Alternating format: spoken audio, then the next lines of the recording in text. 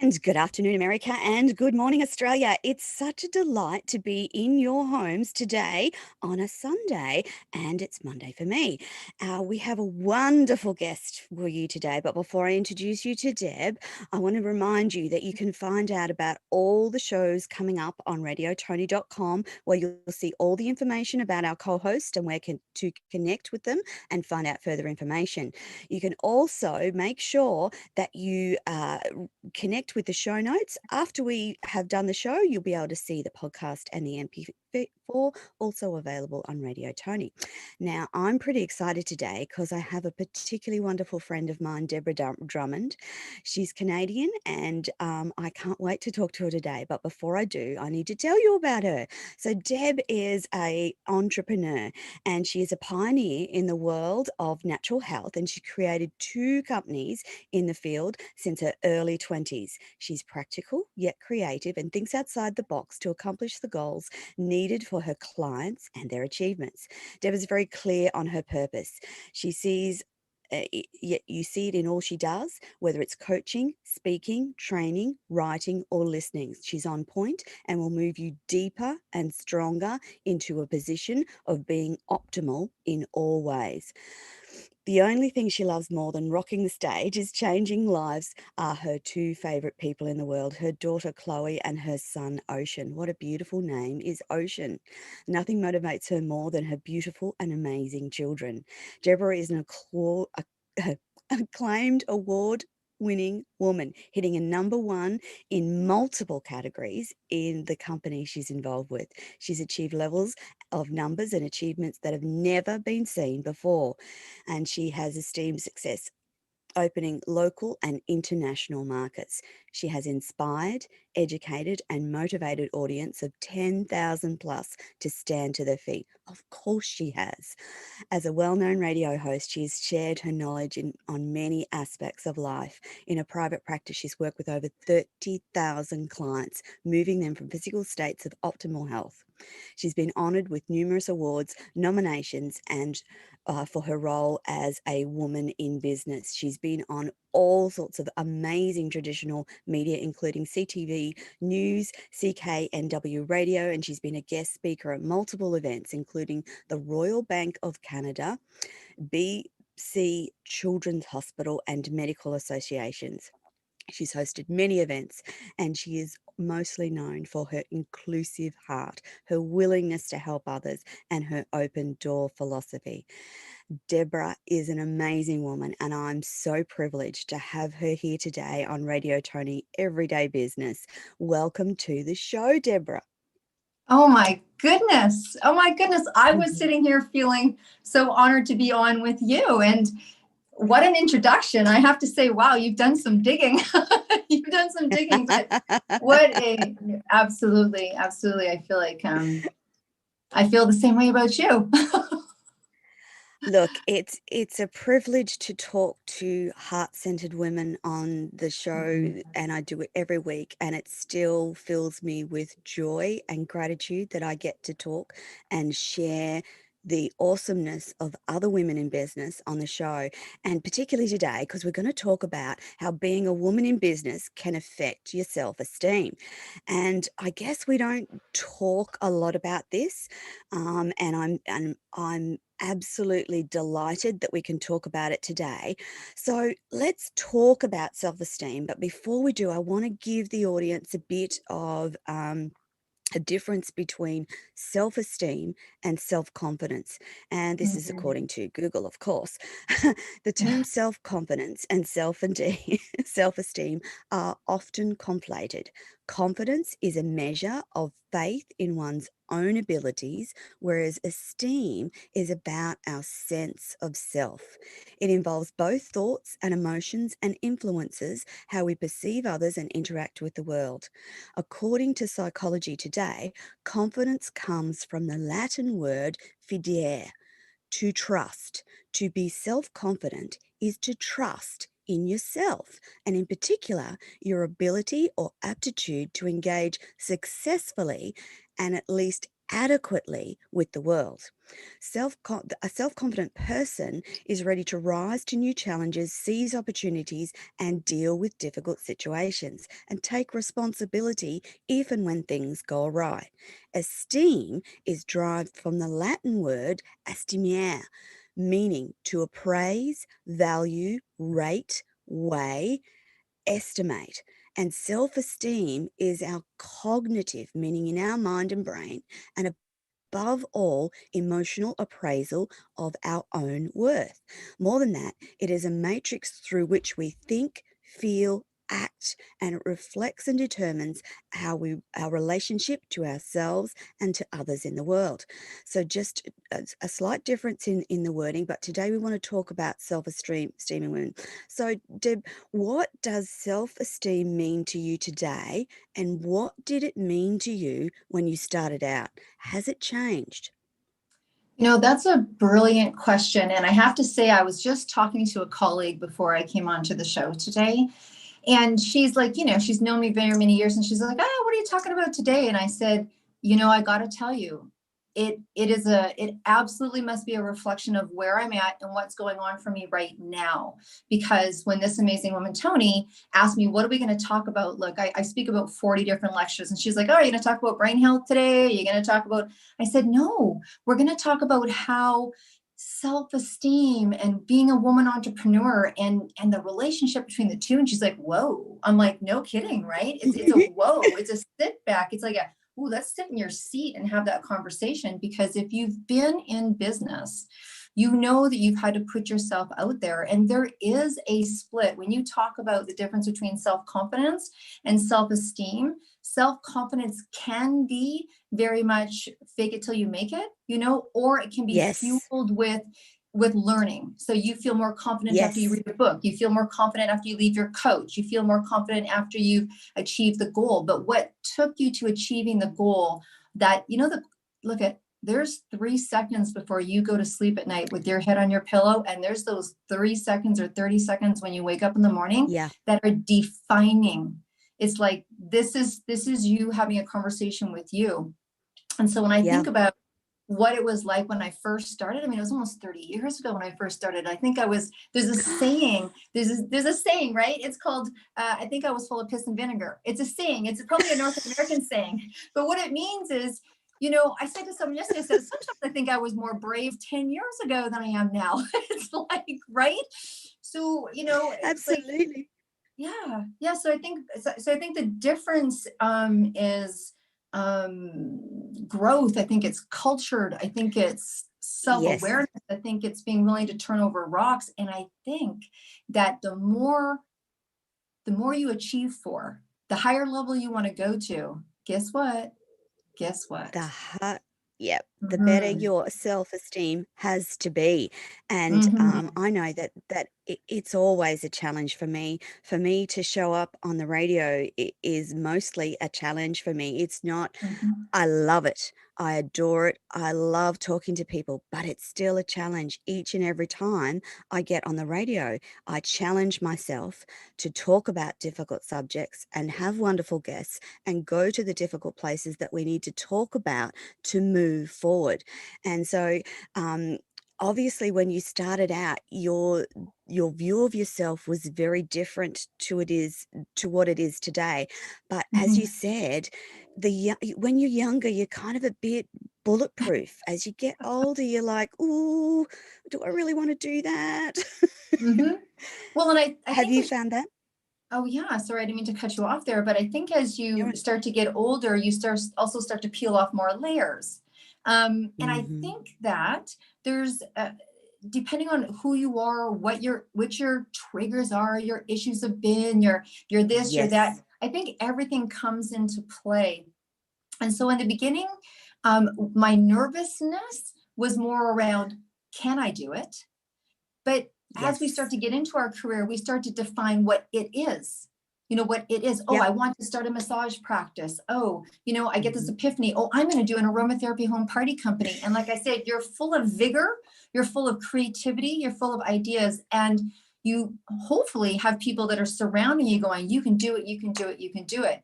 But then as you start to do it, as you start to get in it, as you start to be responsible for it, it's a different aspect of yourself that comes up, right? Yes.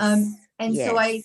I think for myself, is it very different? Yes. Right now, if you were to ask me in my life, there seems to be an opening for me to that I'm getting pushed to share more about, now that I am successful, Toni, now that you are successful, there's things that I'd be probably more willing to share about some of the other areas in my life where I didn't think I had the platform before because my platform, Yes. I mean, I'm harder to knock over now. I'm a little harder to knock over. If you had, Absolutely. yeah, I remember a woman, a very good friend of mine, when I told her I was doing an aromatherapy home party company, she was a very successful woman in a home party company. And she says to me, she goes, no one's ready for that. And I can't even tell you what I said in my head on air. And I think half of my vigor was to put that woman in her place, right? And she's still in my life today. But I think that we run a lot on sheer juice and it's different. The self-esteem gets very different. I Mhm. agree. I agree. So, according to Kate Harrison in Forbes, she wrote an article about female entrepreneurs, and she stated Mhm. that her line is, "Here is an upsetting fact. Women and men with similar levels of education and experience have drastically different senses of their abilities when it comes to starting a business.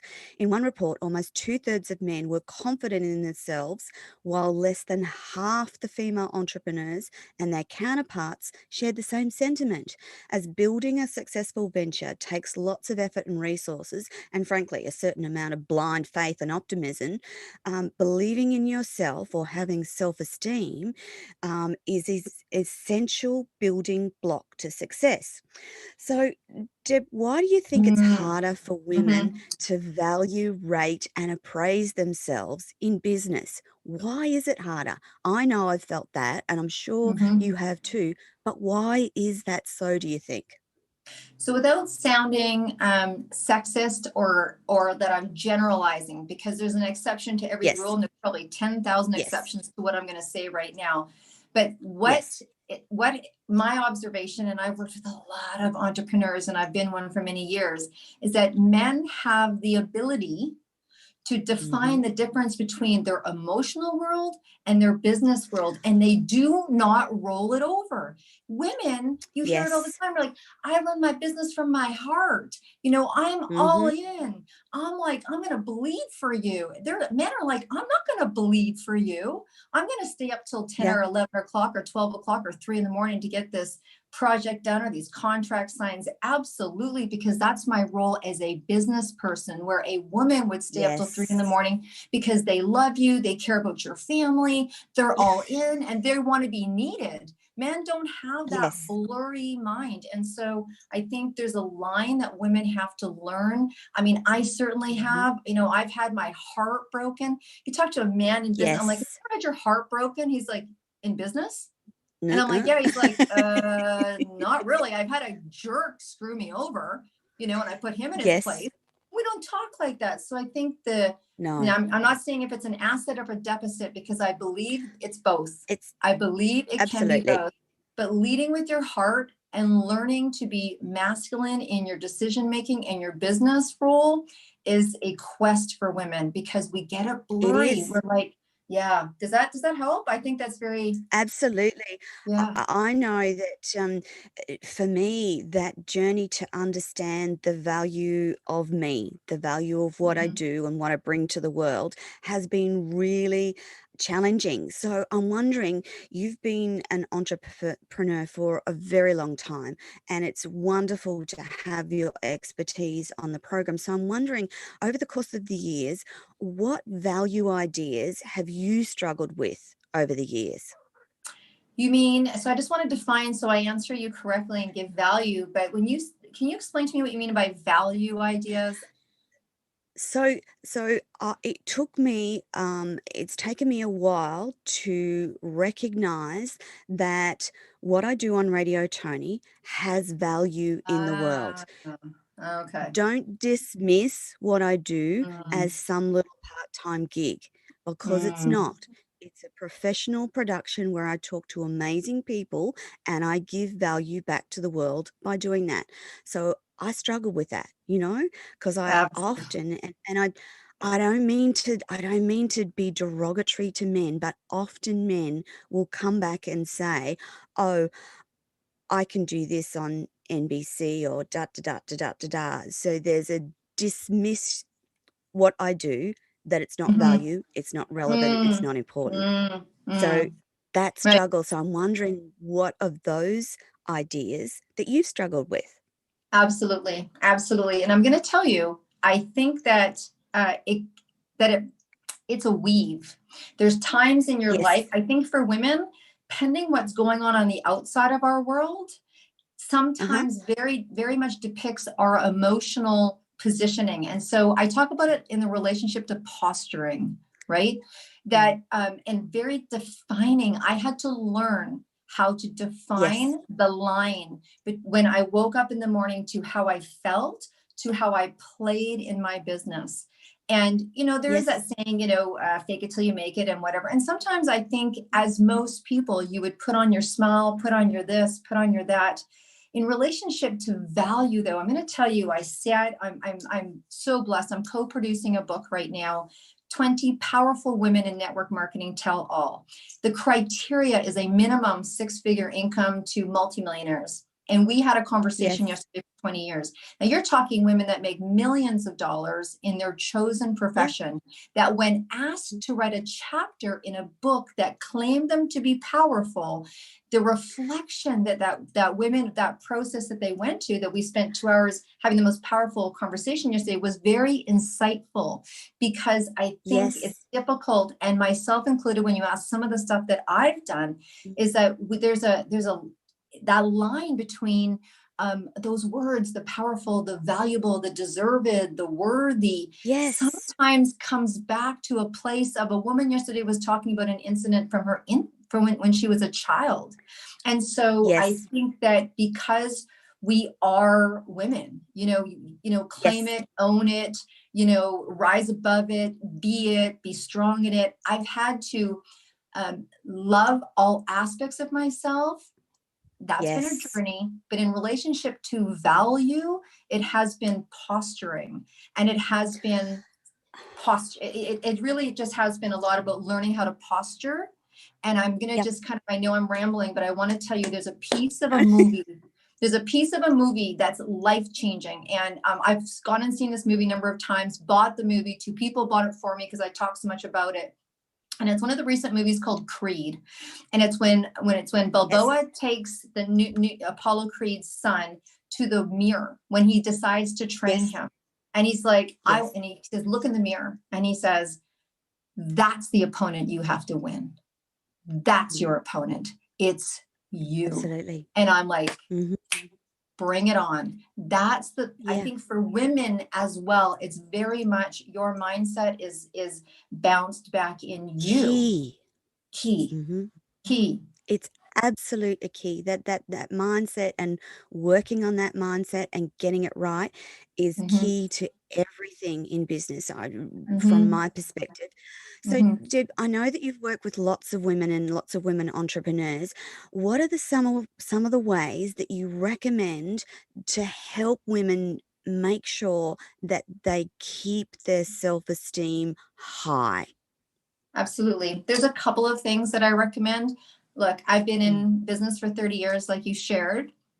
It is very few and far between in that 30 years that you would not see me getting the advice of a coach.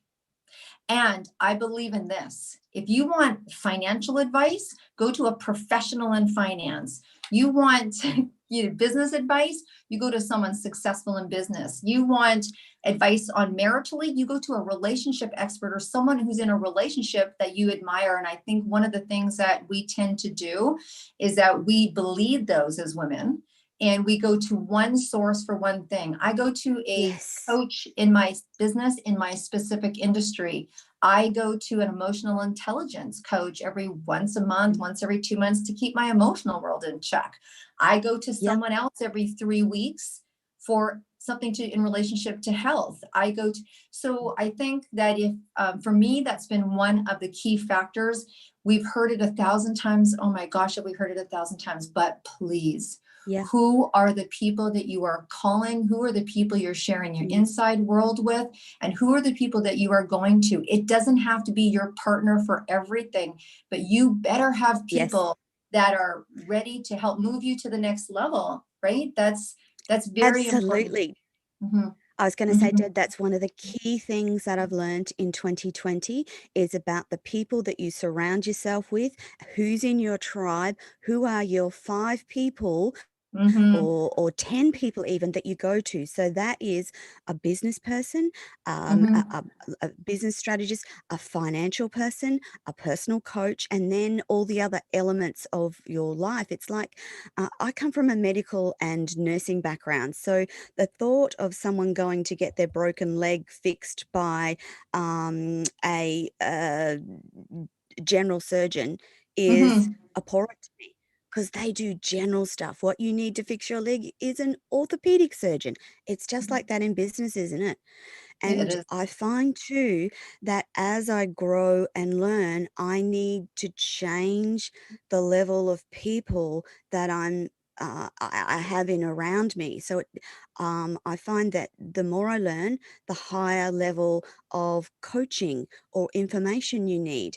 And the speed with which you do that is very individual. So some people can stay with a business coach for years and then bang, have an epiphany and go to the next level.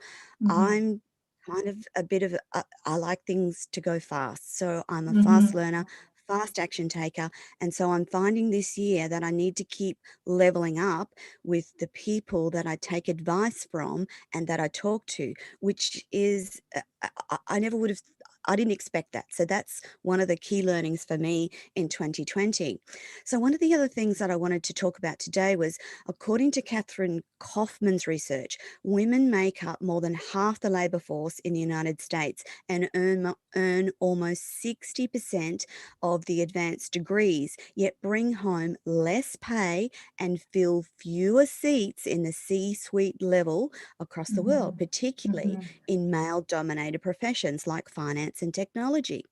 mhm, She goes on to say, our beliefs about ourselves are important in shaping all kinds of important decisions, such as what colleges to go to and what career paths we choose. And she went on to say, and I find this was really interesting, the researchers that she worked with had a group of people that they talk to. And this, when they were reading the transcripts of the conversations without knowing the gender of the speakers, these evaluators were significantly more likely to guess that the participants of the survey who came across as warm or friendly were female, and that the negative and critical participants were male. Even though the researchers had no actual evidence of the difference between the transcripts being men or women, that's what they found. The males were significantly less likely to believe that the speakers who were judged as competent were females. In addition, the warmer participants, particularly warmer women, were less likely to be rewarded for their input into those discussions and transcripts. So I want to delve into this idea that mhm, women even today are held back by some of the stereotypes we still see across the world. What do you think? I think it's changing, Deb, but it's got a long way to go, I think. First of all, I want to grant you great graciousness for the bravery of that question, because it's a very powerful Yes. question. It's a very powerful question. And when you talk, as I'm listening to you talk, I'm really hearing the word culture. And so when we look Mm-hmm. at the changing of the ways, and so, you're talking to someone who was an entrepreneur 30 years ago. I'm telling you, Yes. that was not an easy decision. And no, it was an easy decision for me, not necessarily well received, Yes. even from certain people in my family. There was one particular situation where it was very thick on I should be home. To this day, one of my biggest, I should be home taking care of my children. And one of the Yes. things to Yes. this day, Toni, in a bank application, you'll hear me rant and rave, they'll probably put it on my tombstone, is that why, when a man is applying for anything, including an application for a new debit card, is it Mr., Absolutely. but for a woman, it's MS, MISS, MRS? Why is my marital status any business of yours? And so it's very insidious. It's still very insidious, and it's very Yes. cultural. And I look at the difference Yes. between me starting a business and women starting now, which is why I'm going to do this book for women over 50 in tech, because of just, Yes. it's a difference of culture. We're re-pioneering Yes. ourselves. And so I believe it has a lot to do with culture. And I also believe that it has to do a lot with women we have been cultured to be accommodating. Mm-hmm. And so we Yes. also, a lot of the times, will take what is given instead of asking for more. And so if a man is offered a $5,000 speaking gig, right, he's like, Yep. well, I'm flying this, I'm flying that. I'd like to counter and negotiate. And I'm pretty good around 8,500. By nature, if a woman gets a $5,000 speaking gig, she It's starts like, to oh, yes. accommodate. There's not a lot of negotiation by nature that has gone on. We have been not taught the art of negotiation. We have not been taught the art of the dance of that. I mean, there's certain things that we Absolutely. kind of just didn't have access to, and is in our learning, where by nature Yeah. it was part of the, right? It's very different. So women Yes. tend to take what we're given. Absolutely. Absolutely. I think it's a wonderful conversation that we need to keep having. I've just Mm-hmm. been reading, I keep talking about this. I've just been listening to rather Glennon Doyle's book, Untamed.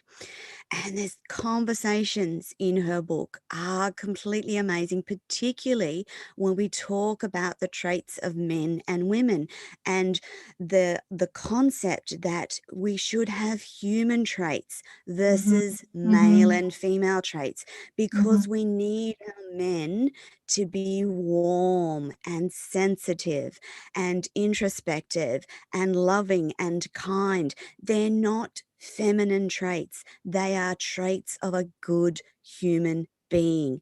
And the more we start to talk about this, the better humanity is going to be. Because whilst we label them feminine and masculine rather Mm-hmm. than a good human trait, we will still see these things. Women are still discounted daily by virtue of the fact that they're a woman. And that's not denigrating men. That's not having a go at men. That's just talking about the culture that Mm-hmm. exists across the world right now. And it has to Mm-hmm. change. I want a different world for my grandchildren. I want a Mm-hmm. different world for my grandson. I want him to be able to be the insightful, sensitive, beautiful young man that he is. I don't want him to lose those traits as he Mm-hmm. heads and grows into adulthood, because we need more men in leadership that have those traits. And Mm-hmm. this is most clearly displayed by what's going on in America at the moment with their leadership. It's toxic. And that has to stop, doesn't it, Deb? Those stereotypes have to stop being played out across the world. And I think one of the things that's going to make that happen, and I think we can see it, yes, we see it politically, yes, we see it culturally, yes, we see it maritally, yes, we see it in our vocabulary is that myself and Caroline, we just did, which is my partner in the podcast, we just did a full Yes. fundraiser for men with mental Yes. health. And one of the reasons why Yes. we did that is because the ratio of suicide's higher, because men don't feel like they can talk to their buddy and go to Yep. work and go, man, I'm losing my mind, right? Because how they've been cultured to be tough and women have been cultured to be soft. And you're absolutely right. There's this feminine and male trait. And we say, oh, you know, that guy, Yes. he's kind of feminine, or you'll hear the term metrosexual, or you'll hear that. And I Yep. think one of the ways that we can stop that is to stop our own vocabulary and allow people Yes. to be, like what you said, people. And so Mm. that it allows men to be who they are, whatever that feels like for them, Yes. and women to be Yes. able to be that, like, look at, I mean, you want to talk about, you know, that conversation. I've been with a group of Mm. women and we've had conversations around, do you know how difficult it is to date as a strong business woman, and how they're like, there's, Oh, it's like, it's intimidating, but it's like, it challenges the masculinity of yes. how someone has been cultured to believe. And it's a very, it's, Yes. you know, it's at a time where it's very much a concern in relationship to all areas: financial, love, romance. Yes. How do you communicate with that? You know, do you remember the whole movement around dad staying home? Like dad staying Yes. home and women going to work. And in some countries, like, death, would that ever happen? You know, they Yes. just, that's just Yes. not part of it. And so I think that it comes to culture. I think it comes to vocabulary. I think it comes to acceptance. I think it comes to being allowed for things to move at a very small pace, as much as we would like them to move faster. And Yeah. I think that we have to recognize that what we say now may not change before they throw dirt on our box, but it will change Mm. with my granddaughter. It will change because we are Absolutely. pioneers. We're pioneers. We're setting precedents, you know? So it's not And fast, the but other part of, sorry, Dad, the other part of that too is that we as women need to learn how to allow men to be vulnerable. And Mhm. some of the work that Brene Brown does, and talking about, we would rather see uh, we have such difficulty accepting that men are not all powerful. For some women, that's a real struggle, and Mhm. we have to acknowledge our responsibility in changing culture. That women have to accept that it's okay for men to cry, be vulnerable, and not be on that white horse riding in to rescue the world. That women can ride in on their own white horse and rescue the world, but not to denigrate men for showing that vulnerability. So women also are part of this conversation in changing those stereotypes that we see across the world. So we have to, I know that Mhm. I've had to challenge some of my deeply held thoughts, because I'm now married to the world's most sensitive, emotionally intelligent man. And I had to challenge some of my beliefs around what was okay, to see him be upset, to see him not cope, to see him hurt, and know that that's okay. That Mhm. that is a normal human process. So we own part of that story. And as we Mhm. talk about these subjects more often, Deb, I really believe that women will start to challenge their own thoughts, and therefore that helps men. Men die before they ask for help. If you look at Mhm. any of the suicide statistics across the world at the moment, men are dying in record numbers, and they are young men. And that's not okay. And that's Mhm. because they die because they won't ask for help. We need to make it okay. And as Mhm. women who have the power to talk across the world, we need to be part of that conversation. So when we're thinking about these stereotypes within business and Mhm. how it relates to self-esteem, can you tell me some of the stories, Deb, about where your self-esteem has been challenged based on a male-held stereotype of you? Oh, wow. That's very interesting. It's very interesting because I think when it comes to self-esteem, when I think it comes to self-esteem, to me, that would be if I was in a situation where I felt challenged and it triggered my self-esteem, right? And so Yes. it's a very interesting question, because if it's triggered my self-esteem, it's my self-esteem. I love that trigger. And so there's someone that could come up to you. And so let's just give an example. I could have someone come up and here's an example. Okay, so I was at a major male-based event and Yes. it was a big corporate, trade event. And I was having this conversation, and of course it's, what do you do? What do you do? What have you? And so it was like, nice to meet you. What do you do? And this gentleman was, sharing with me everything that they did. And he said to me, so what do you do?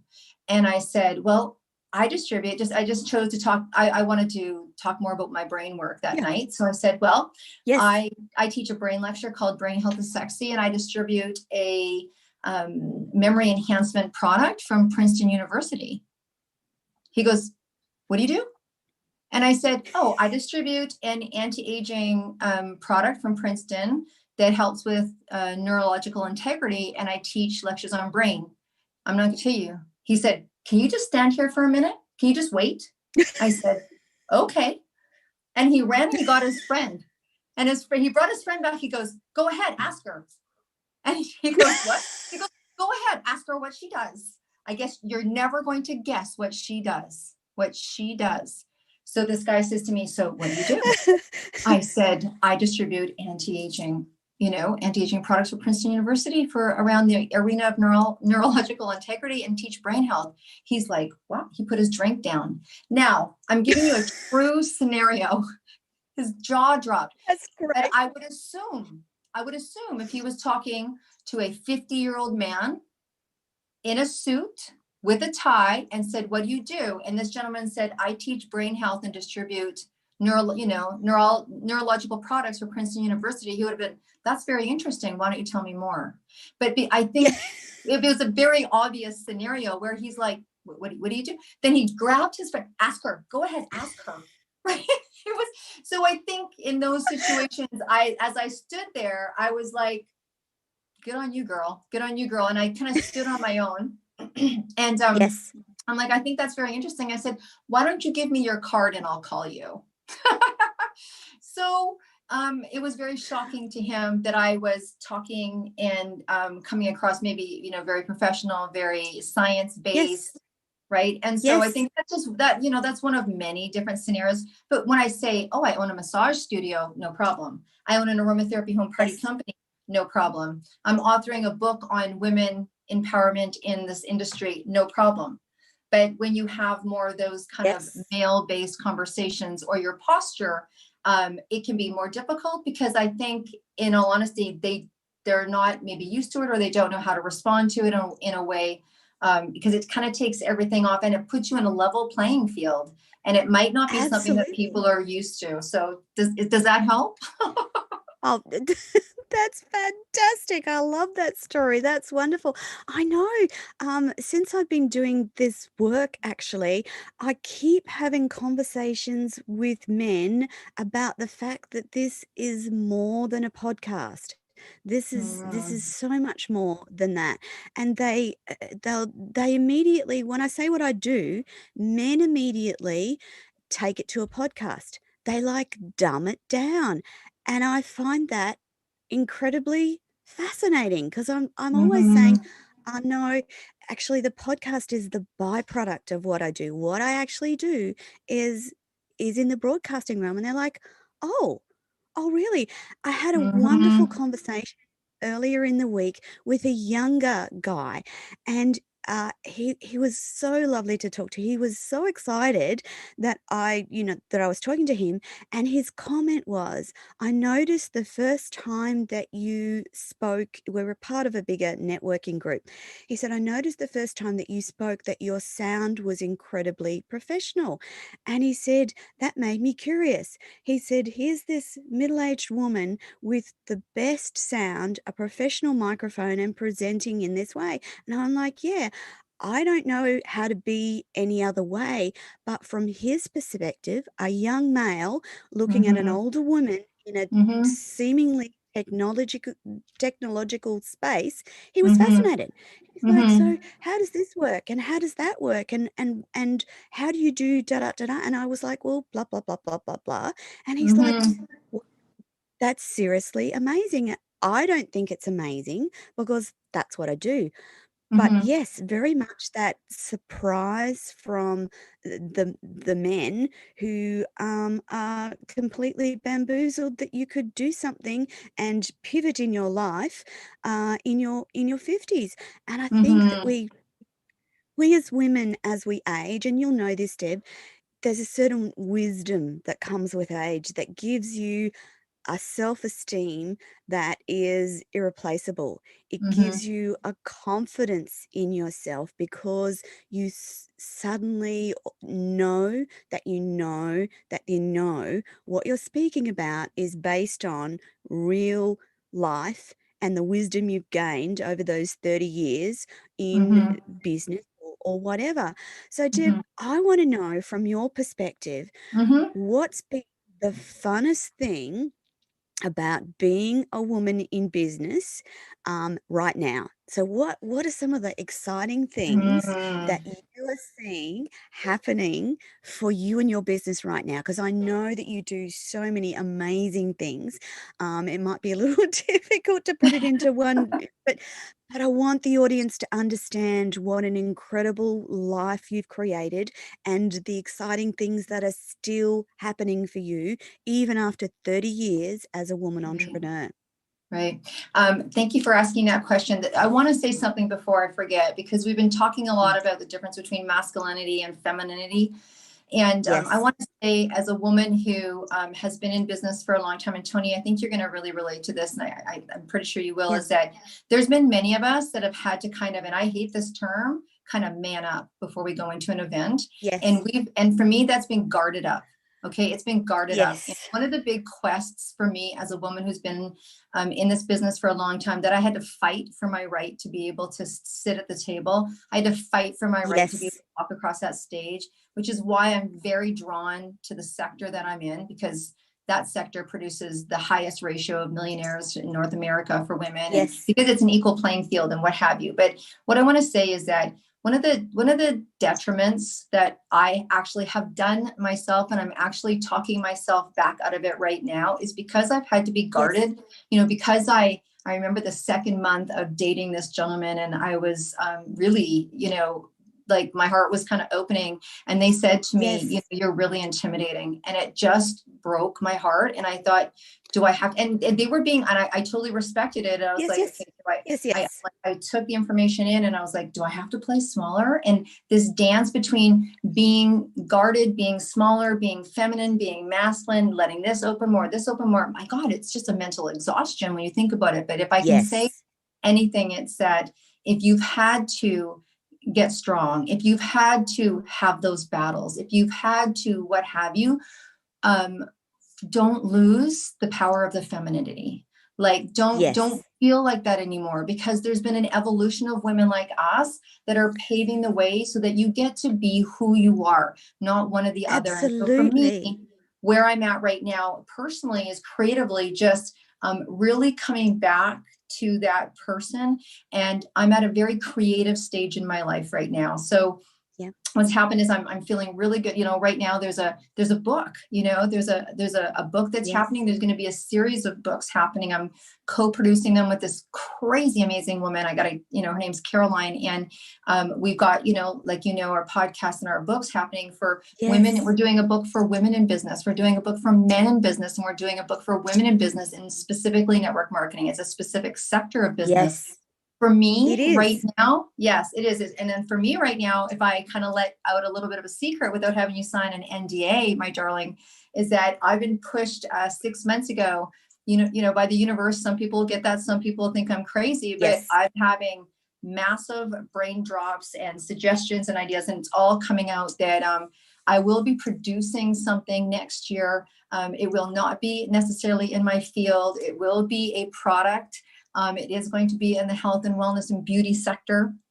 And Yeah. how it shows up next year, I'm not quite sure, but there is a very creative project going on about a really a beautiful product that I'm quite excited about, that takes me back to the when I started an aromatherapy home party company. And it's not an aroma, Yes. but I'm not starting a company. Well, I'm starting something. And anyways, way back in the day, something is coming full circle.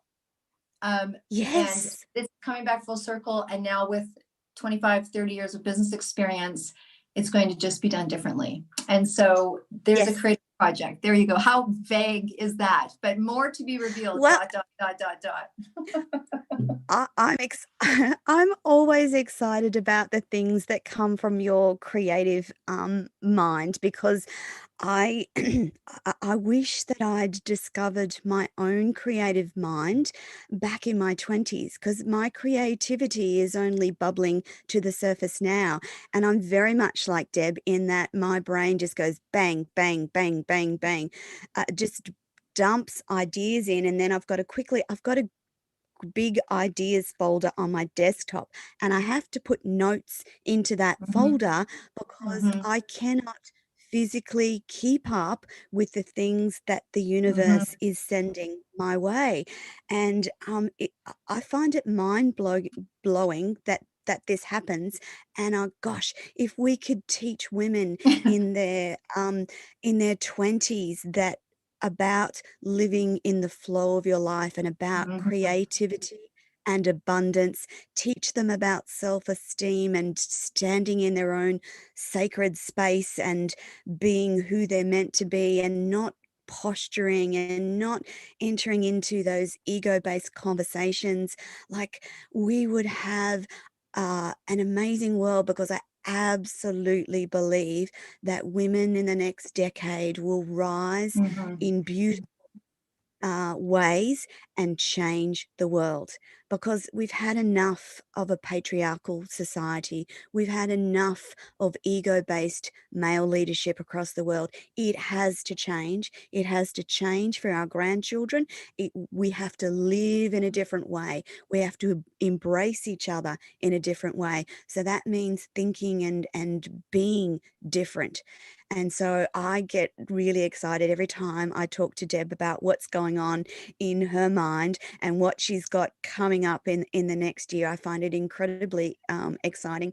And the other factor, of course, that she's Canadian. Of course, I know I've spoken on this before. I love Americans, but I adore Canadians because I have a Canadian sister-in-law. And right. you guys are very you have that creative entrepreneurial spirit that is very free flowing, and it's a wonderful thing to see.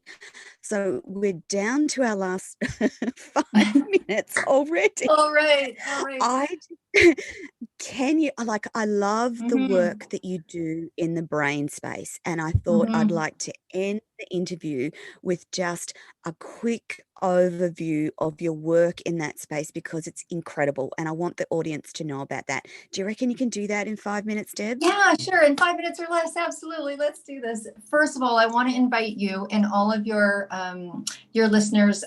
Toni, they can go to and listen to a brain health lecture that I did, and Yes. it's on my YouTube, and it's going to be there up until the end of January for free. So knock your socks off, and I'm happy to send it to you, and you can send it out. For Thank me, you. I will. I'm very dedicated to the brain. It happens to be my favorite organ outside of the lymphatic system. Yes. I just think it's everything.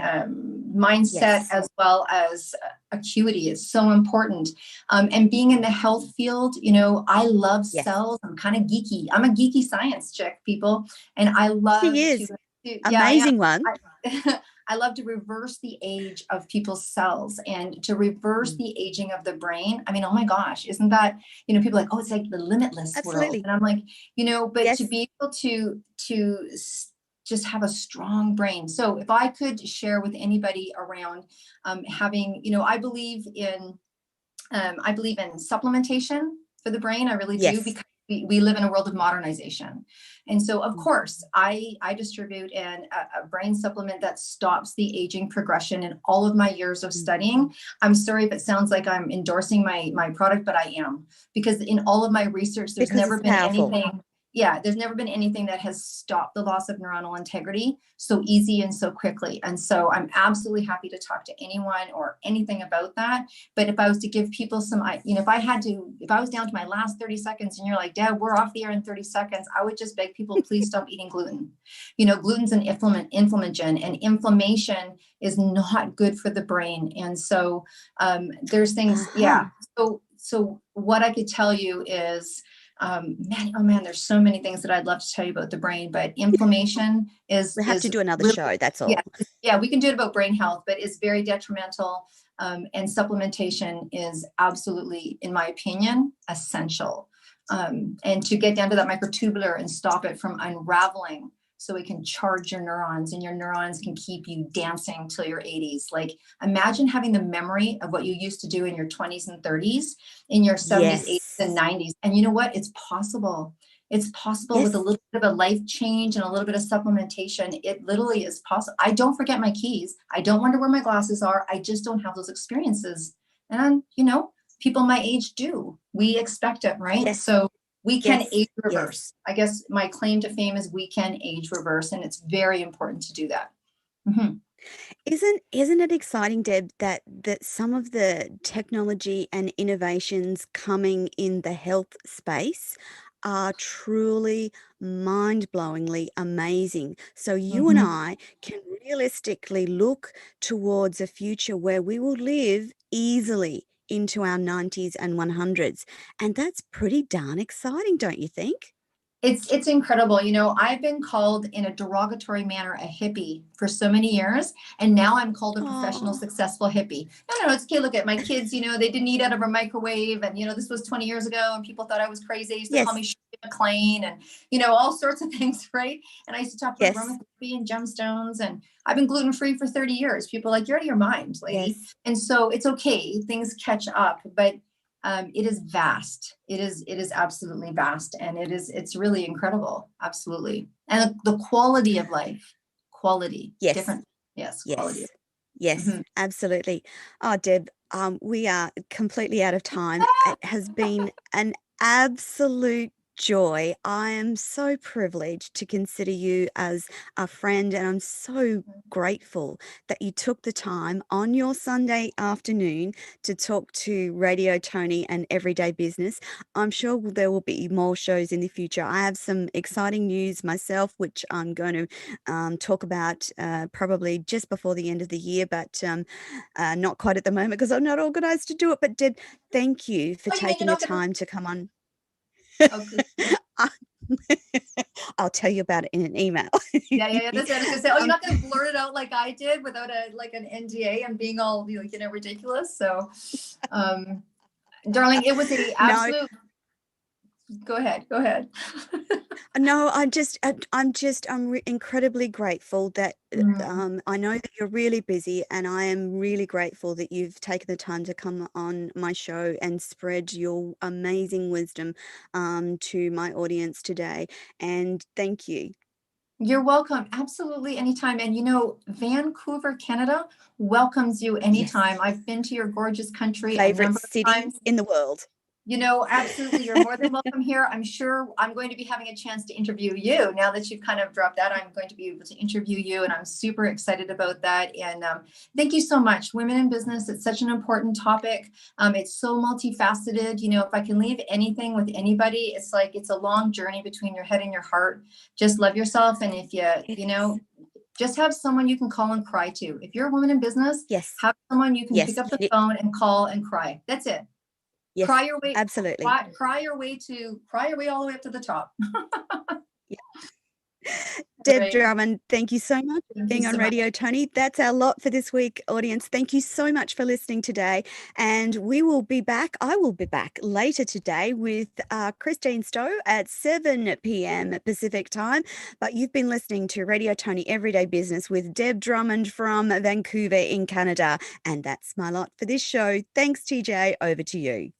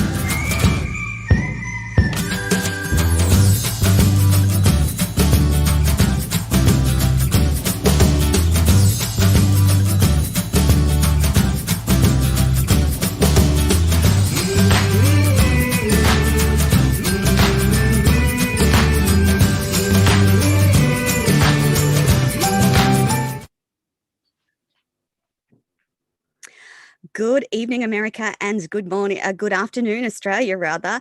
Welcome to all of you listening live. This is live streaming to LinkedIn, YouTube, and Facebook. Welcome to everyone who's listening today. You're with Toni Lontis, and this is Radio Toni Every Day Business, and with our special co-host, Christine Stow.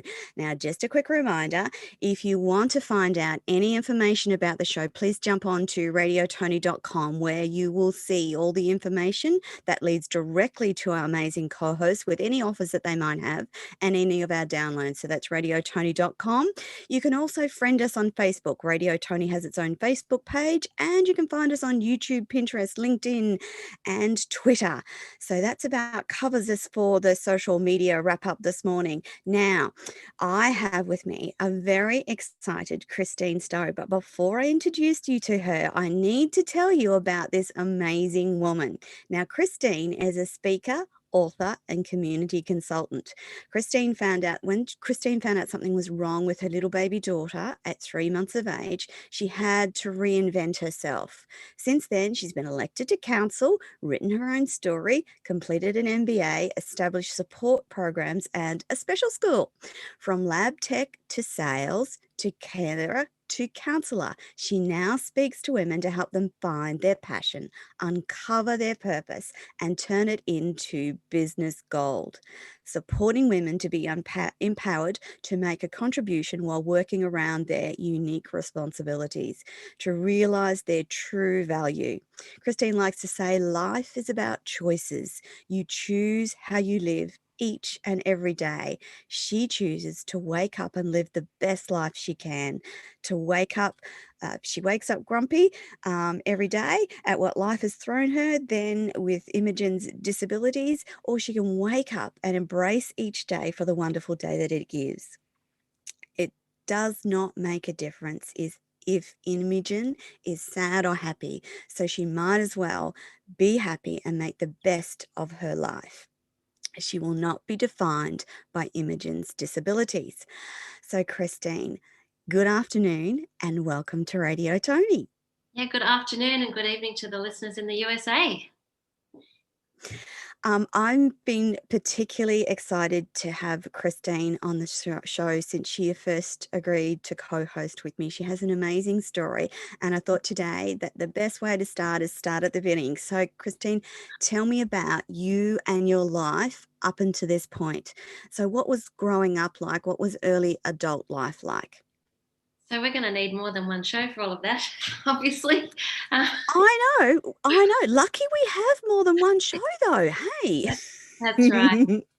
So I grew up in Epping, so that's where I live now, in the northern outskirts of Melbourne, and it was semi-rural, if you like. And looking out, my parents had acreage, and I used to say I live on the edge of reality, was the edge of Melbourne. But my parents ran a business from home, and that's significant because I think that it's shaped a lot of how I think and how I work now. So they ran a business from home, and we had their employees would come and eat breakfast at our table with us. So that's how my parents had people coming and going all the time, ran their business, and they always treated people well, and I think that that's really important. So from there I went to local primary school and then away to a private girls' school. That also shapes how I think. Yes. Went on to study Bachelor of Science because that's what our headmistress said everyone should study, science. So I did science, and then I got a job in forensic science and testing drugs and blood alcohol. So that was interesting and I loved it. But I realized that I wanted to help people. So I decided, I was terribly shy. I didn't talk to anyone. Yes. But I wanted to help people. I wanted to help scientists and laboratory people. So I decided I wanted to get into sales. So I felt that being here in Melbourne would keep me in a laboratory box. So I decided I'd go to Queensland because I was spending money on science and technology. So back then we didn't have, this was last century, right? we didn't have something called the internet. So I decided I'd apply for jobs in Queensland, and what I had to do back then was to get a newspaper from Queensland. So I got the local newsagent to fly up a copy of the newspaper, Queensland newspaper, to apply for jobs. And that's also significant because I think that even back then, before I'd done coaching or before I found out before this life, if you like, I decided that this is where I wanted to get to and took the steps to get there. And I think that's significant. Thinking back, now you just Google it, right? But I took extraordinary steps. I remember driving down every Monday to the newsagent. And when I think back now, I think, what was I thinking? But this is what I did every week. And then I couldn't actually get something without being in Queensland. So I saved up all my money and moved to Queensland. And then Yeah. I was up there and I was applying for jobs, and I was offered a couple of different jobs. And I Uh-huh. say that applying for a full-time job is a full-time job. Like, Yes. you have Yes. to be committed to what you're doing. So I was committed and I got a Yeah. job. Eventually I got a job in sales, and I was pretty quickly made state manager up there. So it was Oh, a wonderful wow. life. Queensland's wonderful. Yes, well, Queensland, I think I'm pretty partial to Queensland as well, but I do like Victoria and Melbourne, I have to say, and I have missed Melbourne this year in particular because listeners, just retrospectively, or just speaking, Melbourne in Australia is in Victoria, which is the southern states, and poor old Melbourne has been in one of the world's toughest lockdowns for, was it about 3 months, Christine, that you from guys were in July, lockdown? from July till It was a long time, October. Yeah, so it's just 3 or 4 soon. months. Yeah. So normally I would fly multiple times to Melbourne for conferences or getaways or business, and I haven't been there once this year, and I have to say I miss it. That's all there is to it. So anyway, this is where Christine lives now. Sorry, I digress. Back to your story. You were living in Queensland and you applied for jobs the old-fashioned way. Yeah, The but look, because now it's Queensland's beautiful. I love Queensland. The weather up there is good, and it lends itself to a great lifestyle. But for Melbourne's it got a does. different personality, I think. I remember It has. living in Queensland, and it had this wonderful weather where, Yes. um, but people weren't taking advantage of it. Like down in Yeah. Melbourne, I remember coming back to Melbourne. It was 13 degrees, and people were sitting outside drinking coffee, but they didn't do that in Queensland. Yeah. Yep. If it's And 13 Melbourne, degrees in Queensland, everyone thinks it's just cold, but I so, love the cold weather. So if it's so cold in Queensland, I'm happy. yeah, so the personality of Melbourne, I think, is like different. We've got a different perspective. We've Yes. got a lot of European influence, so Yes. different delightful foods, that sort of thing. So Queensland was great. Yes. And then I met my now ex-husband up there, and I Yes. came back to Melbourne to be with my family and have kids, Yes. which was great. We were renovating an inner city dump. It was a dump. It was a double-fronted big garden. We had no bathroom at one stage, and they had the gas explode. We had no hot water, and Oh, I'd fallen pregnant. So it was quite a story yes. renovating this Yes. this this house. Yes. And double fronted, white picket fence, everything was perfect. And I'd been made Yes. national technical advisor for a medical company, which was absolutely where I wanted to be. I was swanning around the Yeah. world Yes. advising doctors and nurses on our products, and had my second Yes. daughter. I was all set to go back. Everything's perfect, loving husband, renovating the house, as you do. Yep. And then Yes. found out there was something, and I still get emotional when I recount the story Yes. about Yes. I'd taken Imogen, so that's my second daughter, to the child and maternal health nurse, and she said she's not meeting her milestones, and the bottom just fell out of my world. It was a grey and overcast day, and I remember just not knowing what was next. Yes. That was like Yeah. the end of my life. Totally, bottom fell out of my world. So that was tough. That was really tough. And then Yeah. time went on. She was about 3 months old, was she, She was Chris? 3 months, yeah. So Yeah. so you go to the child maternal health nurse a number of times, and then yeah, I Yep. could see that the child and maternal health nurse was working really hard on her this day, and she, they Right. get her to follow a toy, and she wasn't following the toy, Yes. and you kind Yep. of make all these excuses like, oh, it'll be all right. She doesn't feel like it today, and then she turned Yes. around and said, and you've got to see a pediatrician. So then I felt Oh, we got on this merry-go-round. It's like a merry-go-round, yes. round and round, like I couldn't get Yep. off. And I go here, go here, go Yep. here. And Yep. I counted at one stage we had 12 health professionals, 12 involved in her care. So, Mm. there was occupational therapist, physiotherapist, speech therapist. At one stage, Yeah. somebody said to her father, she's 3 months old, why has she got a speech therapist? Like, is she talking already? It's about No, but she'll the mouth movements and, making sure she yes. can chew and that sort of thing. So seeing all these health professionals and para-health professionals, and, I was depressed. I fell into depression. Yes. Yes. And I remember, you get assigned a social worker, and they said at the time, Mhm. we're really worried about you. And I remember my Imogen has a muscle condition. So she Yes. hasn't been 100% diagnosed, but it's most like a muscle condition, so it makes her muscles stiff. I've got an older daughter as Yes. well, Maria, so she's 18 months older. And I remember Imogen would be having seizures. So, she's also Oh, got epilepsy, so she'd be having seizures. yeah. And so she'd go into this, the first I noticed, she just went into this kind of frozen state.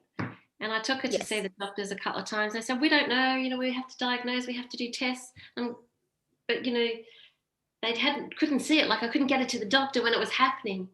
So she had to So have they probes on her head and everything. But I remember my older daughter oh, coming back to me one day, like Imogen was in the car, and my older daughter coming back to me, and she said, Mummy, Imogen, do this. oh. So she was having a seizure. So, it So has Christine, an impact did on siblings as well.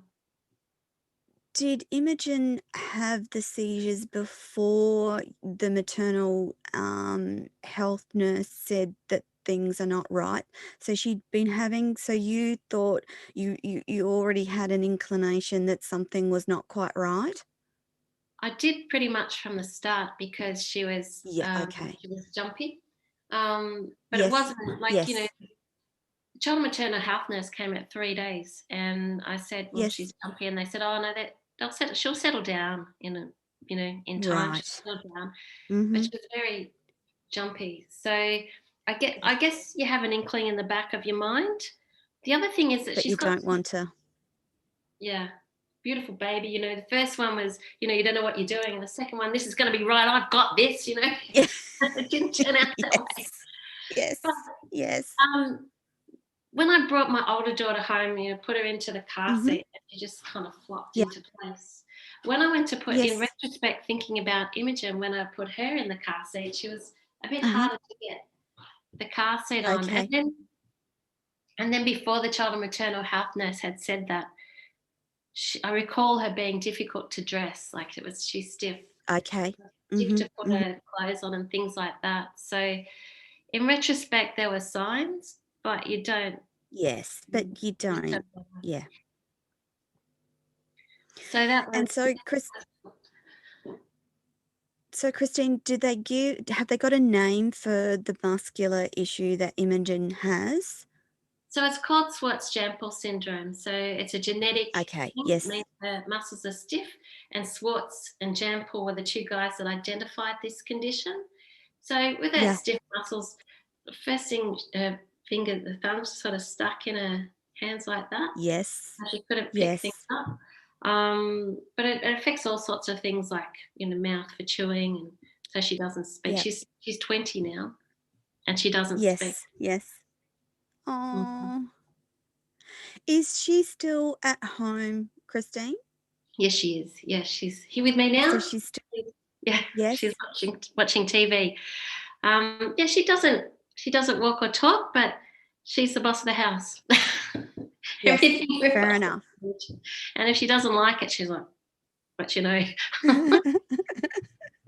Oh. Yeah. So going back to that diagnosis, young mum, your older daughter, and then you've got this beautiful little baby with these issues and the backwards and forwards to medical professionals and trying to get that sorted. That's an exhausting treadmill to be on, isn't it? Yeah, it was. And as I was saying, it affects the siblings as well. And back then, Yes. we were going to hospitals, and I could get support, and it hasn't changed actually. I could get support for Imogen, but I couldn't get support Yes. from my older daughter. So, my older daughter could spell, pediatrician before she was 4, seeing all these Oh, health professionals. And I yeah. was at that stage trying to get care for my older daughter so that I could go to the hospital, but the care is only Yes. available for Imogen. So my Yeah. older daughter got carted around a lot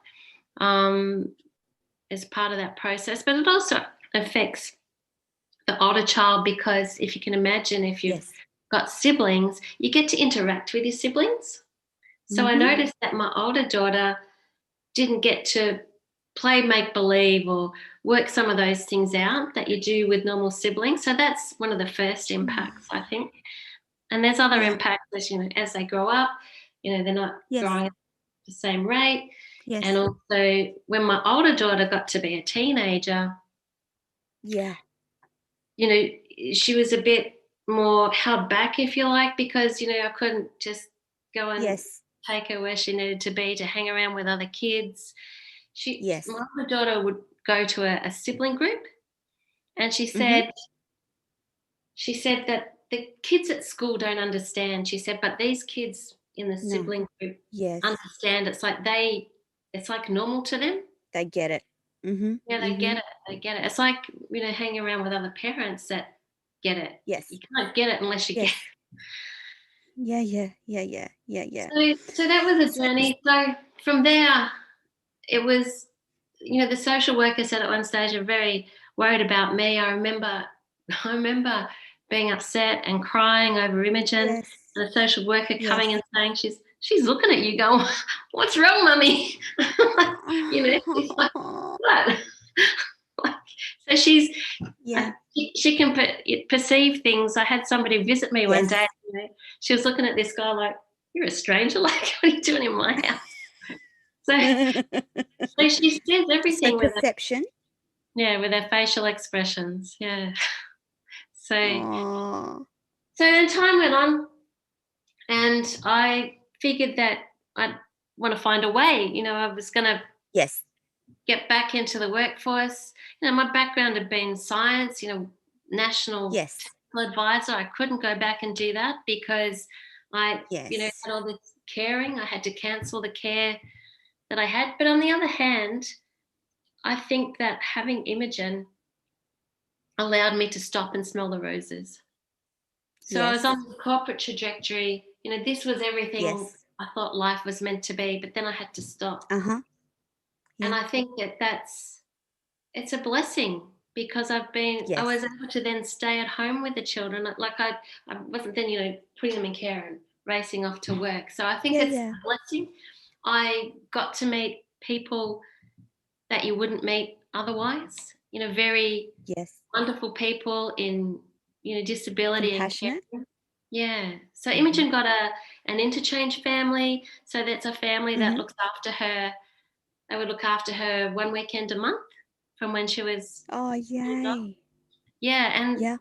it's funny, the people that most help are the ones that have most on their plate, if you like. So this mum Yes. had 5 kids of her own, one adopted, and two Down syndrome that she also Yes. cared for, and then she had Imogen. Mhm. So Oh, oh, wow. so we're still part of their family, if you like. We still see them, and Yes. Yes. Imogen's too big now to have there. But it's funny how people who, the most caring kind of thing, that have the Mhm. most on their Mhm. plate.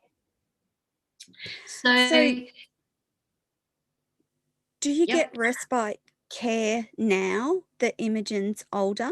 Just I'm wondering about the continuity from, child to adult because it changes. They still need care, but Yeah. obviously they no longer go to that family situation. So do you have a respite family or how does that work now, Christine? So now, fortunately, NDIS has rolled in. So Imogen, Ah, yes. so Yes. I don't get respite. And there was a whole thing about when the NDIS rolled in, people, Yes. carers are like, "Oh, we're not getting respite, we're not being looked after." But it's Yes. Imogen's being looked after, not me. So Yes. for me, Yes. for me that's better, because Yes. to care for her. It's not easy, by the way, but Yes. better. Yeah, yeah. Yeah. So she goes to a day program. She goes away. Oh, Yeah, she goes away on camps. And again, it's not easy for me to let her go. oh, absolutely. That was my first thought. How do you do that? How do you let it go to a camp? There's a lot of paperwork and a lot of organizing to do, and sometimes I think it's not worth it. I don't want to send her, and when Yes. she's away I'm always like holding my breath. Yes. But Yes. the last couple of times I've been to pick her up, there's other clients there, and they go, "Oh, Yes. Imogen," maybe not during COVID, Oh. but and then it's like, oh, Oh. that makes it all worth it, like she's there having Yes. fun with other Yes. people, and they're like, "Oh, Imogen," and she's got, Yes. some friends. She goes to a respite house. She's got some friends Yes. there that do the same, that just push her around in the wheelchair. I've got lots of Yes. stories to Yes. tell. When she was at Yes. primary school, they used to just go one day a week to the local Uh-huh. normal primary school and be in the class. And the normal kids, there was 7 of them, so there was 5 boys with autism and 2 girls in a wheelchair. And the local Oh. normal kids would push them around in the wheelchair, or they'd chase the children with autism around, and they had to behave. They had to be really good to be Yes. allowed to go into this special classroom. So they were all Yes. like, Yes. so it's beautiful. Yes. Beautiful to see these kids, working together and chasing these boys around with Yeah. autism. Yeah, But yeah. That's it feels fantastic. nice to see them in that setting. So time went on Yeah. anyway, and I decided that I wanted to use the skills and abilities that I had. I felt a bit ripped off because of the Bachelor of Science, postgraduate Yes. certificate in Yes. engineering and technology management.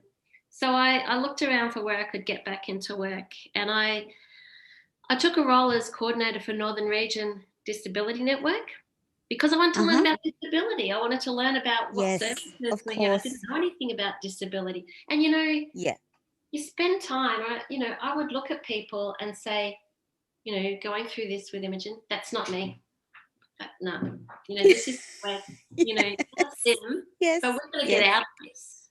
And then, there comes a time when I guess you accept it. So I accepted and then Yes. took a role at Northern Region Disability Coordinator. And from Yeah. there, I learnt about disability services, but there was some people setting up a political party in 2006 on Ah. disability issues. And they targeted Yep. me to stand for them because Yes. I had all those contacts in Northern Metropolitan Region. So Mm-hmm. that was a game changer. And we were Yes. campaigning on what is now NDIS, which is National Disability Insurance Scheme. So for people who are not in How Australia, wonderful. that's the support service that we have to support the person with the disability. It's called National Disability Insurance Scheme. So we were the forerunner of before it rolled in, that's what we were campaigning on. So when it actually rolled in, I was quite familiar with it. Absolutely. Yeah. And, like I say, I was thinking, no, this isn't meant to be me. I suffer from depression, anxiety, all those things. Yeah. Why me? And then they asked me to stand in the state election, and I went, well, I've been trained to speak in public from my medical sales. I've got a Bachelor Yeah. of Science, so I'm pretty rational. Qualified. Yeah, and Mm-hmm. I can Mm. speak for these people. And I went, hang on a minute, it's so meant to be me. So Yeah. that was a game changer, I guess. But from there, that's when I decided that it was hard work. I was never ever going to Mm-hmm. get into politics again. It's too hard. Yeah. But I also, that's when I thought to myself, I can wake up happy or I can wake up Yes. sad. It's not going to make Uh-huh. any difference to Imogen. I might as well wake up the Yeah. best that I can be. And that Absolutely. came out of standing in the state election. So, and I also decided at that stage that I would get the supports that I needed to do whatever I had to do Uh-huh. with Imogen, not to make a fight of it. Yep. Because if you make a Yep. fight, If you make something a fight, that's tiring. Yes, So I just absolutely. decided what I needed and took the steps. Again, the same thing that I did when I was in forensic science and wanted to get out. This is where I want to get to. Yeah. These are the steps. And I didn't get caught up in the bushfires around me, I guess. It's just, this is what I need Uh-huh. and this is what I get. I did, prior to standing in the state election, I was writing letters to MPs. I was, Yep. protesting in the streets, speeches on the steps Yep. of Parliament, all but tying myself to trees. There's nothing wrong with tying yourself to a good tree. No, there's not. But what I noticed was I could do all that stuff and it didn't make one iota of difference. What makes the Yeah. difference is actually being at the table. So I decided Yeah. it was hard work, tiring, never going to do it again. And then in 2012, some people asked me to stand in the council election, and I did.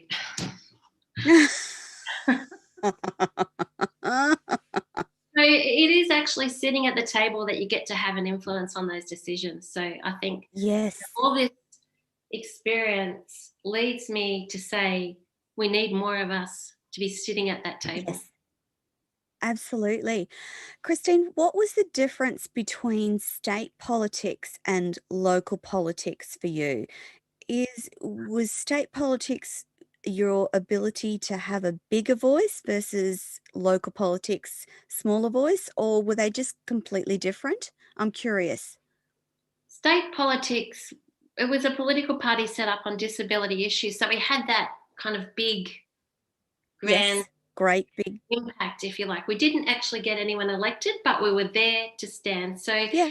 when you see different parties stand on different issues and people say, oh, they're just a one party issue, or, they're just about animal Yes. rights, it actually makes a difference because it gives people that voice. So that was us. So then when it came to local government, I said, first I said I was never going to do it again. And then somebody asked I know. me, I okay. know. And I was like, all right. So I did. And again, it was about having that voice. And I thought to myself, I'm never going to stand in local council. Like, that's just about Yeah. bitching, infighting and backbiting. I don't want to be Yes. involved in that, petty fighting. And they asked me to stand. I didn't expect to get elected, and I got elected. And I got to the table, and it was all that I thought: pity, backbiting, infighting. Yes. But sitting at the Oh table, no. Yes. I mean, again, I didn't get engaged in that stuff. So sitting at the table, I was able to have an impact. That's where I got a special school set up, and that's where I got a cafe for Yes. people with disabilities. So where I said we need to be sitting at the table, I was sitting at the table and It able to allows. have an impact. And the councils, as I said before, it was a very acrimonious council. It was very, Yep. sided. Yes. But they had said to me, anything you want, we will back you because we know that you know what you're talking about. So, when I come to the table with the special school, like they were just, how do we get this done? How do we get this done? Amazing. Amazing. So we do need to be sitting at the table. But, having said all of that, I made amazing friends. Yes. And had amazing things come out of it. People that I didn't think, made friends across the board. And what you see in state politics or federal politics, and you see them fighting or whatever, you still have to get together to get stuff done. Yeah. So you still have to, if you're just fighting all the time, you don't get it done. So, but I was able to talk to them all and get stuff done. So what you see on the TV or whatever, there's a lot of stuff where politicians come together to get those bigger things done. Yeah. That's actually encouraging to know, because from the outside looking in, all they look like they do is fight and try to score political points against each other. And I feel like putting them in a ring like 2-year-olds and going, sort it out. And when you come back, let's get some stuff done. That's what Australian politics looks like to me from the outside looking in. But it's good to hear that they actually get stuff done. That's good to know. Well, I'm still involved in politics, and I'll say now that it's Yes. not like that. That's what you see on the TV, and that's how the media Yeah. promotes it. But knowing, like I know, personally the MPs, and I think Yes. the things that people say about them, I think that no matter which side you're on, they're there for the good of the people. They are. They Yes. just think about things from a different perspective, but they're all there for. Uh-huh. It's a tough gig. Oh, So I think that we gosh, need to yes. pay them the respect that they're due. It's I worked in an MP's office, and they're on call 24/7. Their life is Yes. They on work display. lots. Yeah, and no amount of money can really account for that. Compensate. Yeah, Yeah. compensate. Their families are sometimes drawn into it. So I think that we need to respect them, and we need to Yes. respect that it's a process. And both sides are there for good of the people, so we need to allow them to do that. So I got elected to Yeah. council, and I had, again, by this stage, my now ex-husband had left. So Uh-huh. we worked through. Christine, sorry, lovely.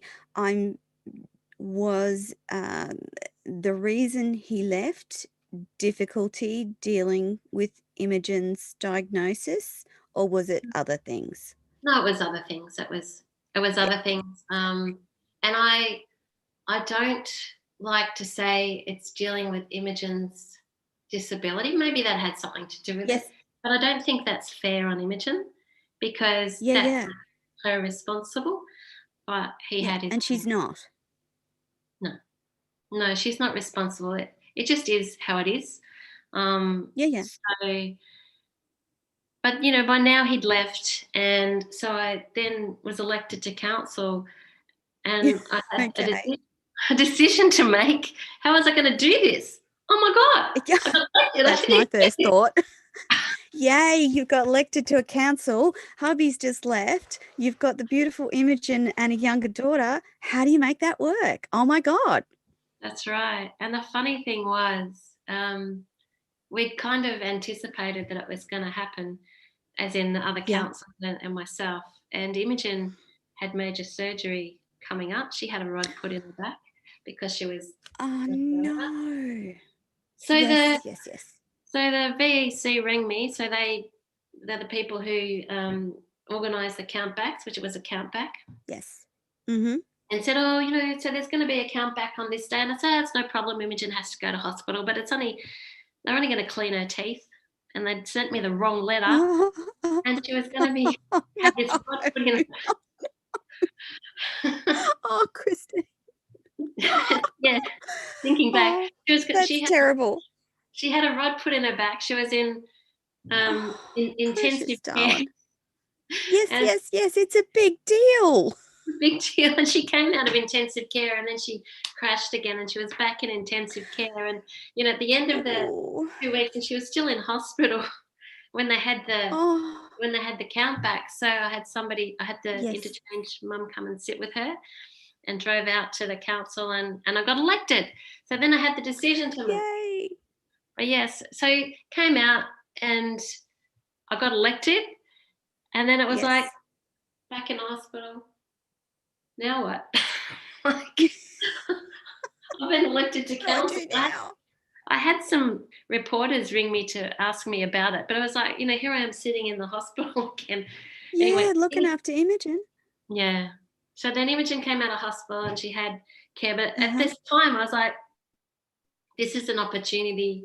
People have voted for me to stand, and I take my place at the table, because I'd be letting them down if I didn't. So how was I going to do that? So I just thought, I'll just throw everything at it that I possibly can, whatever I have to do. I didn't know what that was going to look like. So I took the opportunity and took my place at council. So I organised to get support workers, and I just thought I'd do the minimum that I possibly could. But as time went on, I got more used to it, I guess. But when you ask about, do I have respite, I feel like that was a practice run, or, it made me get support workers. I had to. Whereas before before I got elected to council, I probably wouldn't have left her for more than 2 hours at a time. So your Uh-huh. life's like running Mhm. here, running here, running back, Yes. running Yes. all around Imogen. But it made me have to get support workers and have to work around her care. So NDIS wasn't a Good. thing at that time, No. but it was like a practice run. Yeah. So I think it's Amazing. a good thing. So we talked about your career as a national sales manager for medical devices and traveling all the world, Imogen. What made you think, and getting into council, and then so what made you think about going from that to your career in coaching? What was the pivotal moment that led to that decision? I I knew that I had a pathway where I had Mm, overcome significant challenges, firstly Imogen and standing in the state yes, election, kind of things that not many other people have done as full-time carers. correct. Mm, And then being elected to council, and people were often asking me how I achieved this or how I did that.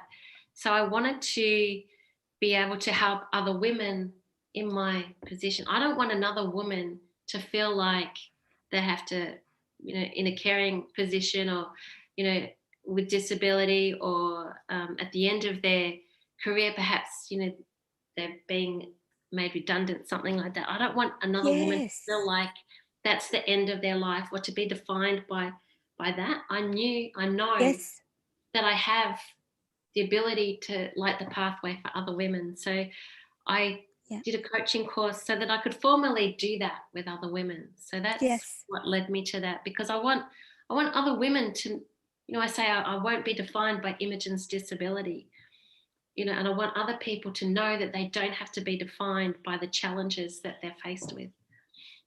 yeah, yeah, yeah. Do you think that I had a conversation this morning with my first co-host, and we were talking about a lot of things, but one of those were around male and female roles.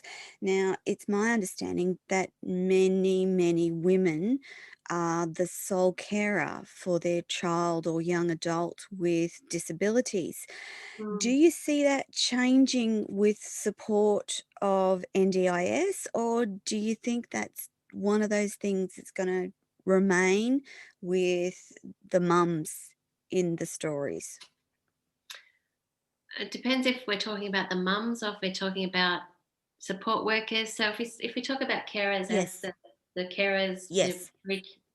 family carers and support workers in the industry, I had a conversation with somebody last week, a former Mm-hmm. principal of a special school, and talking about Yes, having male teachers. Now, Imogen had some male support workers yes, at the school, but he yep, said that, and it's the same here. I have all female support workers, and I'm not mm. comfortable having a male support worker. So I think as far as Yeah, no, males go, caring for, so women can care for males or females. Men yes, put themselves at risk for caring yes, for girls. So I think yes. that that's one of the things Part of the that problem. mean that it remains mainly a woman's role as a support worker. As a carer, Yes, I swapped roles with my ex at different stages, and he stayed home and looked yes, after both my older daughter and Imogen. And I think that they uh-huh, both benefit from that, both the child yes, and him, because they bring something different to the table. yes. But I think as women, and this is what I say about, Mm-hmm. we need to identify Yeah, our gold. I think that we need to step over that. We do a lot of giving yes, away our gifts, and I think that yes, I think we need more. We need more male teachers. We need more male support workers, because as male um, people, children with disability, with behavioural yeah, issues, and we need more males in the yes, in the field. But yes. it's also difficult with that sexual thing. Yes, yes. Yeah, no, I agreed. It's a wonderful conversation to have heading into 2021. The whole idea of gender and gender stereotypes, because whilst it's very important, particularly with women and young women with disability, that they have access to female carers, we still need to build that, continue to build care into male roles as well, because males can be incredibly caring and supportive. It's not the sole role of females, except in those circumstances where you're looking after young women and um, people, females with disabilities, because that's where it's important to have access to female support. Um, I know that, It's important to have choice, I think. It's important to have choice. But I think yes, that men yes, bring something wonderful to the role that we need to yes, embrace and we need to encourage. yes, Absolutely. yes, yes. We need to have that more diversity across Mm. the support system that supports our people with disability. Um, I want to ask about the NDIS, because it's kind of unique to Australia, and it's probably important that we talk about what it actually is for our American audience. I don't know that there's something quite the same in America, and I know that Mhm. our NDIS, the National Disability Support Initiative, is pretty good, isn't it, Christine? Yes, it is very good. So prior to NDIS rolling in, Mm.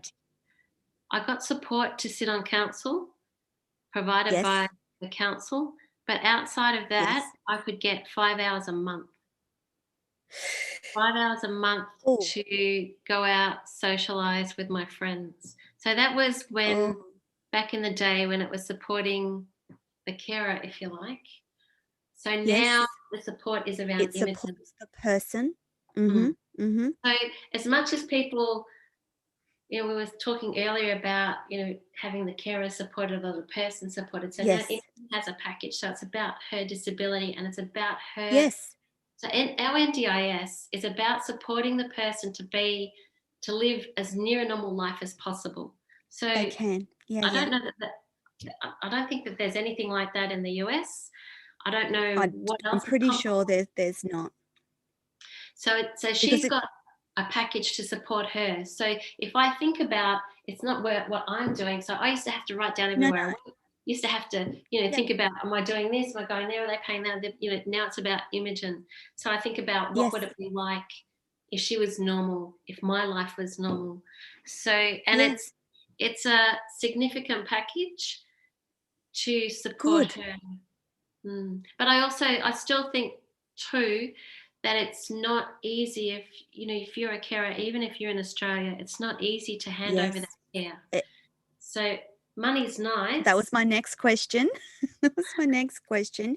How do you, as her mum, who has been her single sole support person for so long, change into allowing the government, I guess, to determine what her best needs are and support her in that?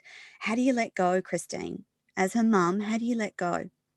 That's where I say the council was good for me because that Yes. made me as I wouldn't, like I'd run out and get shopping, run back, run out, I hadn't left her, Yes. whereas I had to. So I had to plan and I had to think Yes. about what things can I get the support workers to do? Because I think a lot of Mhm. carers, if they're listening to this, Yes. will be saying, I can't do that. It really forced me to Yes. say, well, you'll have to feed her. I won't be here. You'll have to do this. Before that, I used to work everything around so that, and I used to have So that you still did that. these support Mhm. workers used to come for 5 hours a month. I would feed her, change her, put her to bed, and they would sit on my couch and knit.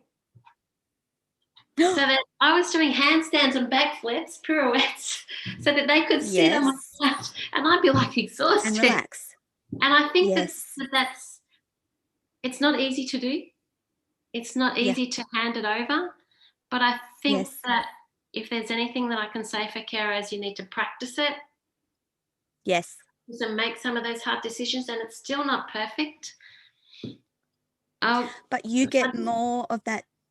You get more of that help now, though, Christine. So you can actually leave and know that Imogen is fully cared for. You don't have to run around and do the meals and toileting and bedtime.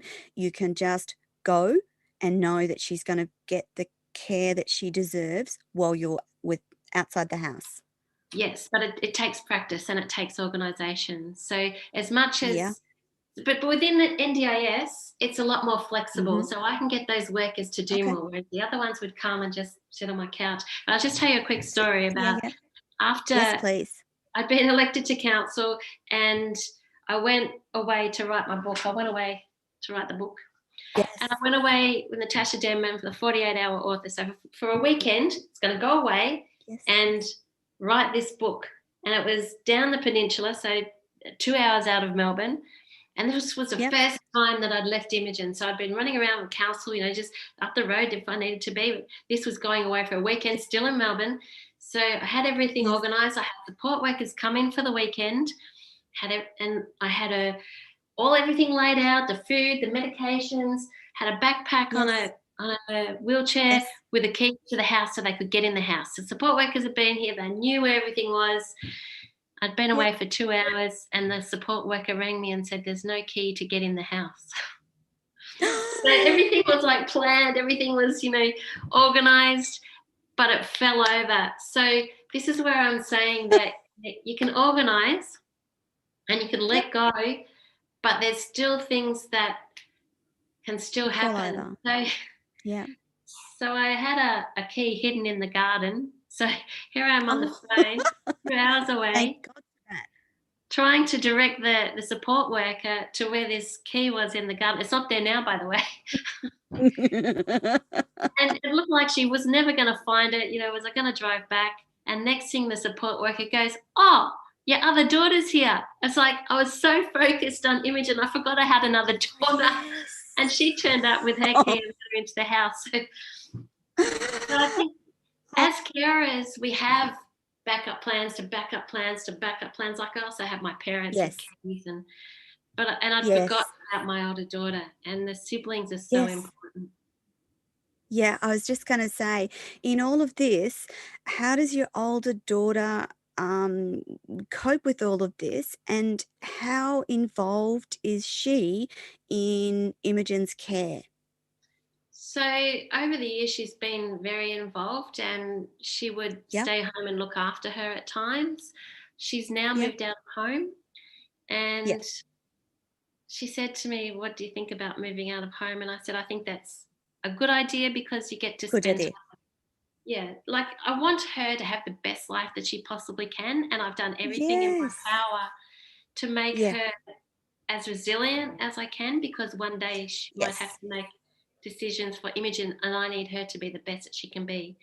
And they're more prone to mental health issues, drugs and alcohol. So Imogen will be Imogen, but I need to make my daughter the best that she can be. So she's found it hard, and she doesn't have a sibling to have those normal relationships, and at some stage she might have to make decisions for her. So that's tough. So it's tough.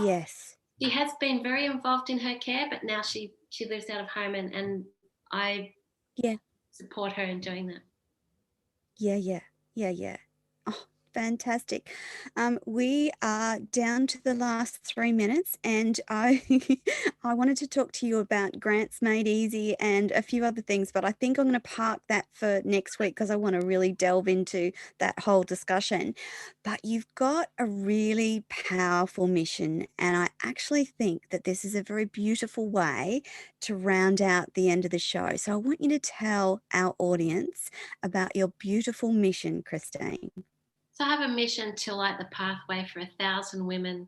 I want women who feel they're not heard, they're overworked, underpaid, or they're dealing with a challenge like disability or caring, illness. I want them to know that they have a voice. I don't want them to be defined by the challenge that they think they are. So that's what I want to help Fantastic. women. And Christine, you also help women find their unique gifts and discover what they're passionate about, because your unique gifts and your passion are what will get you up in the morning. Now, Absolutely. Absolutely. I am like Christine, and I've battled with depression and anxiety. So I know what it feels like to struggle to get out of bed of a morning. But I can tell you the difference it makes when you discover something that you're passionate about, because that will get you up. No matter how low and bad you're feeling, that passion will drive you forward. So I'm really looking forward to getting into the whole discussion about passion, and passion in particular for women, in the upcoming weeks. Now, Christine, before we completely run out of time, I would like you to tell the audience how they can connect with you and your website, please. Yeah, so my website is www.christinestow.com.au, or they can contact me on Facebook. So Christine A. Stow on Facebook. And I've got a link to my Magnetic Mindset Morning Ritual, or 25 no cost, low cost marketing ideas. Fantastic. Now, guys, just for you listening, if you're looking for those links in particular, they'll be up on our website as well, radiotoni.com. But go in the first instance to christinestow.com.au, and you will find lots more information about Christine and what she does, which we will be delving into again. So Christine and I have got a show next week, and we're going to have a bit of a break over Christmas, and then we'll be back again with 2 more shows. So next week, I want to delve into, Christine wrote a wonderful program called Grants Made Easy. So we're going to delve into that next week, and further continue our conversation about women finding their passion and purpose, because that's an important conversation. And it's often at this time of year, at Christmas time, when people have a break, they have time to actually sit and think and wonder about these things. So it's an important conversation we'll come back to next week. Wonderful listeners, thank you everyone for joining us today. You've been listening live to Christine Stow and Toni Lontas on Radio Toni Everyday Business. Christine Stow, thank you so much for joining us this week. I can't wait to our further discussion next week, and tell our listeners more about what you do and what passion drives you. So thanks, Christine. And TJ, that's it for us this week. I will talk to you again all soon. Bye for now.